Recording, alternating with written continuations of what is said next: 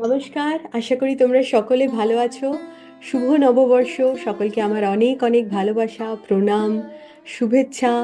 আগামী বছর তোমাদের সকলের ভালো কাটুক, মঙ্গলময় কাটুক এবং আধ্যাত্মিক কাটুক। এটাই ঠাকুর মা এবং সকল দেবতার প্রতি আমার প্রার্থনা, তোমাদের যাতে সকলের খুব ভালো হয়।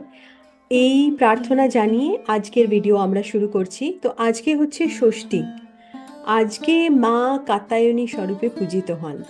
তো মায়ের আজকের যে রূপটি সেটি হচ্ছে, আমরা যখন মার্কণ্ডেয় পুরাণের মধ্যে অবস্থিত দেবী মাহাত্ম্যে যখন পড়ি, তার মধ্যে যখন আমরা জানতে পারি যে মহিষাসুরের বিভিন্ন রূপ, বিভিন্ন প্রকার অশান্তিতে যখন সব ঋষিরা ভীষণভাবে ডিস্টার্বড এবং ভীষণভাবে তারা প্রবলেমে পড়ে গেছে, এবং যখন তারা দেবতাদের কাছে যাচ্ছে এবং বলছে যে আমাদের একটা সুরাহা চাই বা আমাদের সলিউশন চাই, ঠিক সেই সময় ঋষি কাত্যায়ন যে নিজের জায়গাতে বা নিজের যে আশ্রম সেখানে বসে মায়ের আরাধনা করেন, এবং সব রকমের সব পূজা অর্চনার সাথে বিধির সাথে শক্তির আরাধনা করা হয় এবং মাতৃশক্তিকে আহ্বান জানানো হয়।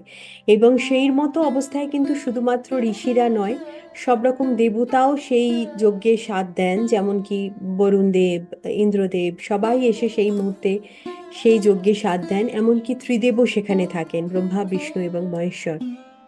সেইখান থেকে যে রূপে মা বেরোন বা সেই যে শক্তির আরাধনার ফলে যে রূপের সৃষ্টি হয়, সেই রূপ যেহেতু কাত্যায়ন, ঋষি কাত্যায়নের আশ্রমে সৃষ্টি হয়, তাই তাকে কাত্যায়নী রূপ দেওয়া হয়। মায়ের ইন জেনারেল 4টে, 10টা বা 18টা হাতও দেখা যায়, এবং এই প্রতিটা হাতে কিন্তু নানান রকমের অস্ত্র আমরা দেখতে পাই।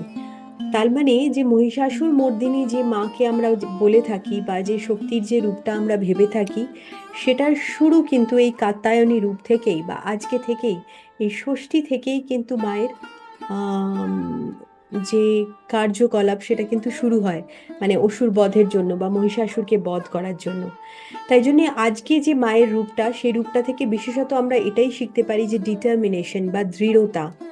যদি আমরা এটা মনে করে নিই, যেরকম মাকে দেখো, মা শক্তির আরাধনা করে তাকে বিভিন্ন প্রকার অস্ত্র শস্ত্র, সকল দেবতারা তাকে অস্ত্র দিয়ে তাকে আহ্বান তো করলেন এবং তাকে সবকিছু দেওয়া হলো, কিন্তু তারপরে কিন্তু তাকে তার উপরে ছেড়ে দেওয়া হলো, মানে তাকে বলা হলো যে এবার তোমার কাজ, এবার তোমাকে কিন্তু এই যুদ্ধটা বা এই যে অসুরটি আছে তাকে বধ করতে হবে এবং এই যে অধ্যায়টা সেটাকে শেষ করতে হবে।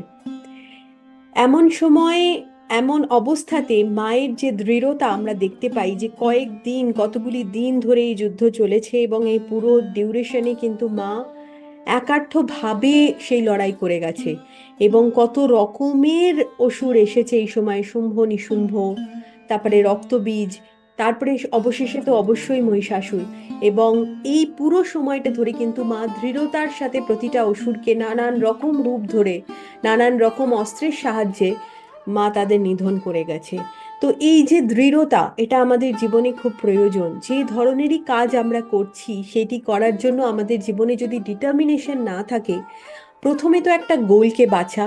এক্ষেত্রে দেখো মায়ের কাছে একটা গোল কি ছিল, যে মহিষাসুর বধ, সেটা ছিল তার গোল। এবং জার্নিটা কিন্তু পুরো ছিল ডিটারমাইন্ড জার্নি, মানে পুরো সময় কালটা ধরে তার একটাই উদ্দেশ্য ছিল যে কিভাবে মহিষাসুরকে বধ করে ঋষিদের এবং দেবতাদের এই সকল প্রবলেম থেকে তিনি বার করেন।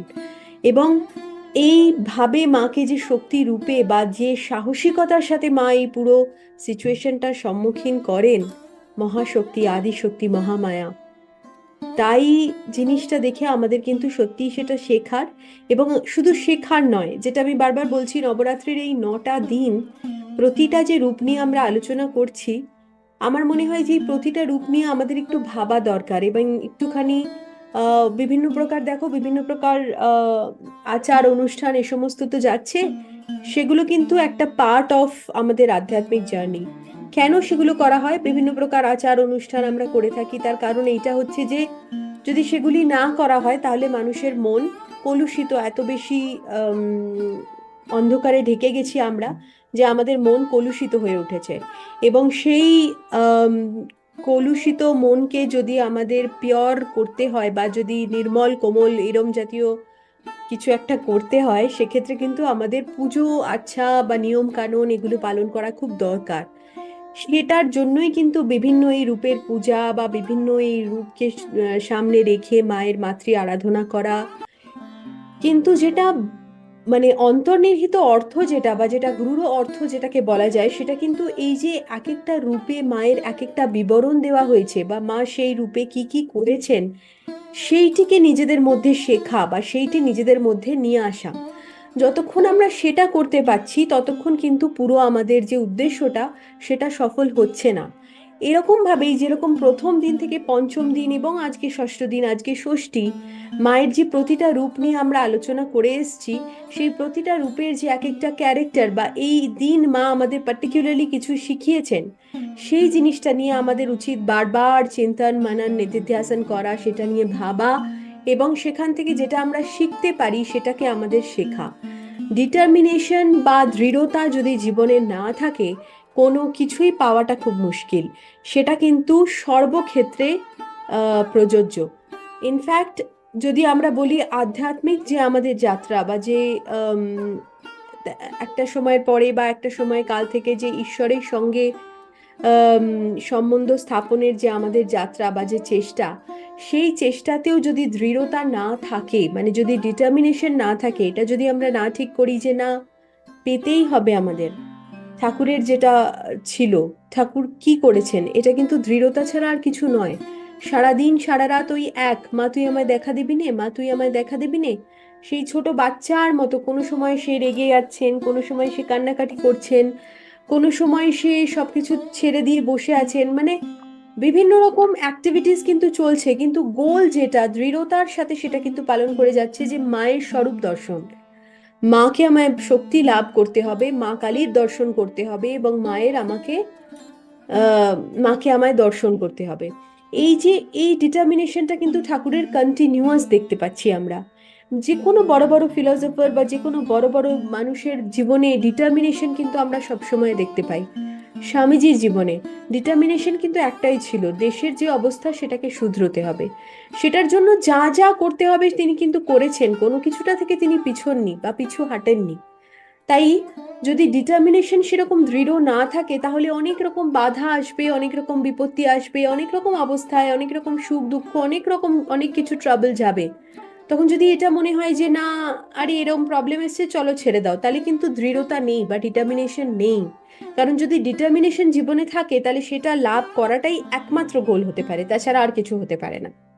যেটা মাকে আদিশক্তি মহামায়া যেটা নিজের আহ, স্বরূপ দিয়ে আমাদের বোঝাচ্ছেন বা যেটা আমাদের দেখাচ্ছেন, সেটা এটাই যে দৃঢ় হও নিজের জীবনে কোনো কিছু পাওয়ার জন্য, সেটা অবশ্যই আম, নিঃস্বার্থ কোনো কিছু পাওয়ার জন্য চেষ্টা আমাদের সব সময় করে যেতে হবে। ঠাকুর যে বলছেন অভ্যাস যোগ, সেই অভ্যাস যোগ আমাদের সারাক্ষণ করে যেতে হবে এবং মাথায় একটাই জিনিস রাখতে হবে যে যেটা আমার গোল বা যেটা আমি জীবনে পেতে চাই সেটা যাতে আমায় লাভ করতে হয়।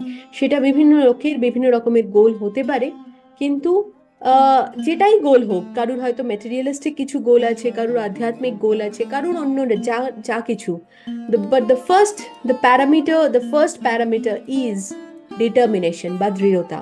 যদি সেটা আমাদের জীবনে না আসে তাহলে কিন্তু কোনো কিছু অ্যাচিভ করা সম্ভব না। তাহলে মায়ের আজকের এই রূপকে আরেকটা জিনিস আমি তোমাদের সাথে বলতে চাইছিলাম, যেটা হচ্ছে যে এই নবরাত্রির যে তিনটে তিনটে তিনটে মানে যে তোমার নটা যে দিন, এই প্রথম তিনটে হচ্ছে দেবী সরস্বতীর পূজা আমরা করি, প্রথমা দ্বিতীয়া এবং তৃতীয়া। পরের যে তিনটে দিন সেটি হচ্ছে মা দুর্গা বা মা